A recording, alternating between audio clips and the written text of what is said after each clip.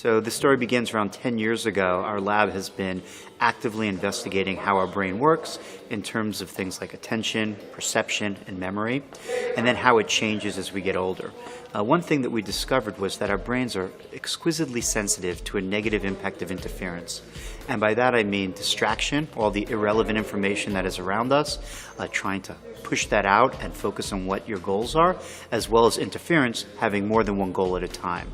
And what we found is that interference degrades our memory, our perceptual abilities, and that this gets worse as we get older. And when we set out on this pathway, we became intrigued by a literature that existed that showed that action video games, actually first-person shooter games, have been shown to improve perception and attentional abilities to a very high degree. And this was found in both video game players compared to non-video game players, as well as naive people, that's those that don't play video games, that would practice and train on action video games. So we're pretty excited to see that video games, when designed in a very customized and targeted way, can have a really strong impact on cognition.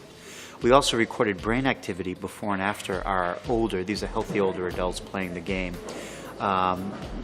over the month period that they engaged in this experiment, and found changes in the front part of their brain activity from the prefrontal cortex that was associated with their behavioral improvements. And this is a very important finding because it shows us a little bit about the mechanisms that occur in the brain that underlie the behavioral benefits you get by engaging in an action video game that we designed. Our hope in the future is that video games will be a powerful tool of both diagnosis of many different neurological and psychiatric conditions, and an ability to actually act as a therapeutic and to improve cognition and health in these individuals.